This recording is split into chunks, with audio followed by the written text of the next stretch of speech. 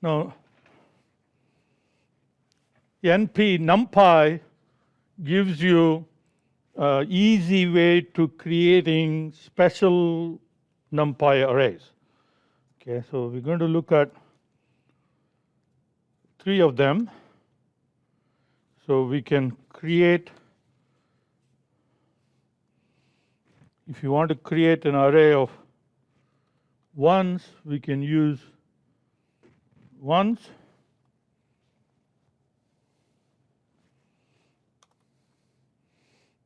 Okay, so it gives you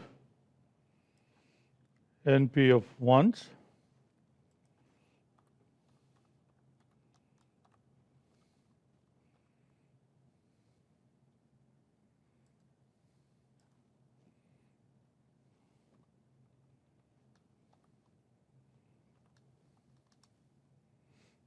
Okay. So if you want a 2-dimensional array of ones, then you give them as a tuple. Because if you have a comma, then you can specify D type. D type,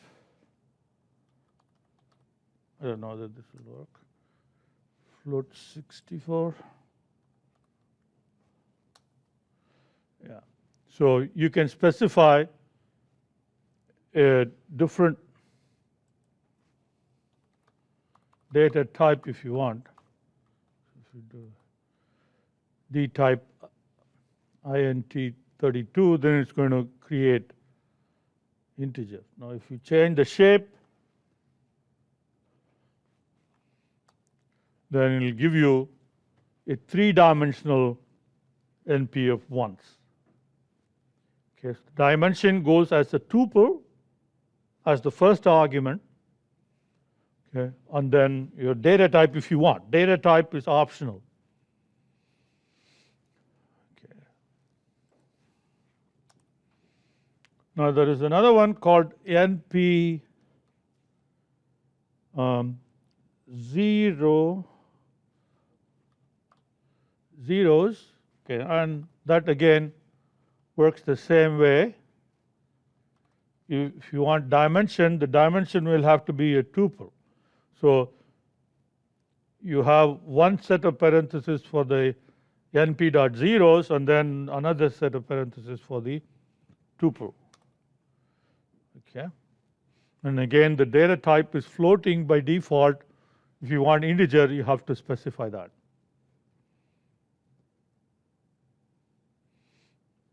Okay. And there is another one called np.empty.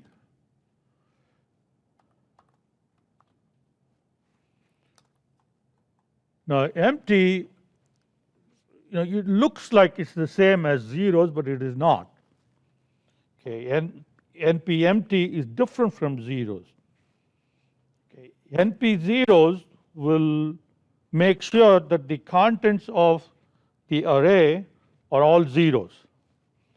Whereas empty, it simply marks out a memory space, and whatever was present in that memory space is what that would be in the array. So it may be 0, maybe not.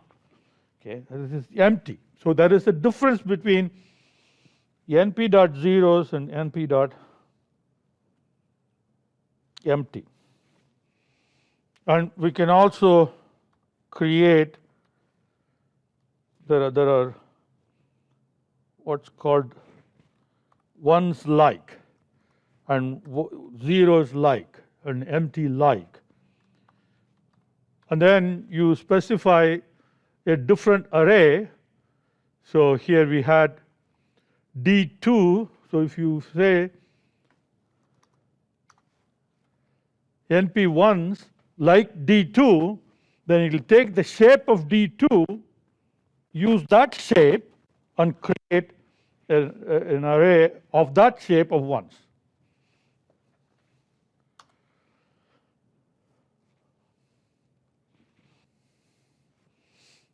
Okay, like we created NP arrays from list, right? And we can create NP arrays from tuple. So say we have a tuple of A, C, R,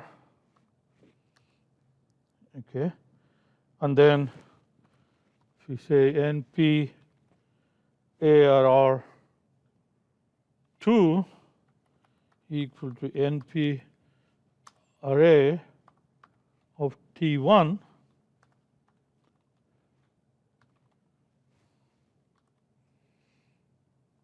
okay, so this is an array, so it's created an array based on the content of T1, then of course the data type is string. So this is a string data type.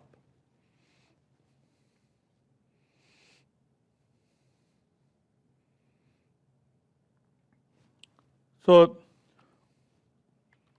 let's look at the types. Okay, suppose we have a list of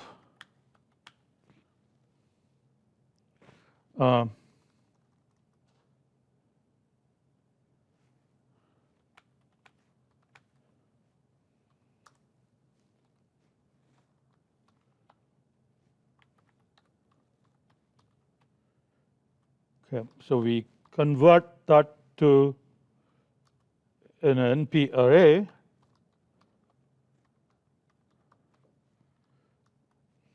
and then let's check the data type, which is integer. Okay.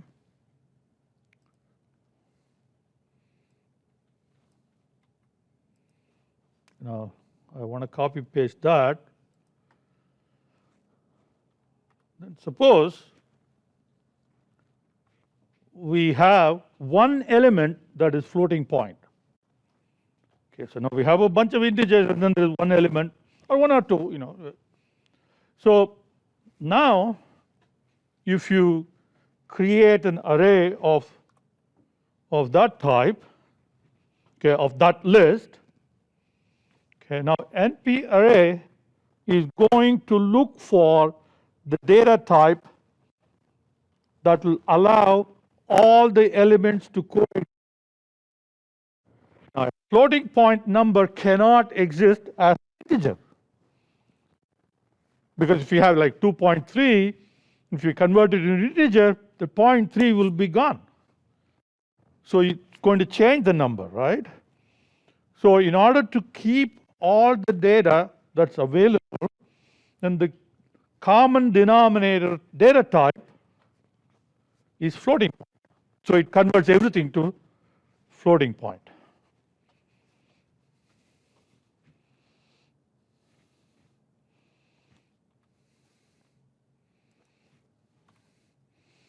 Okay, so now suppose if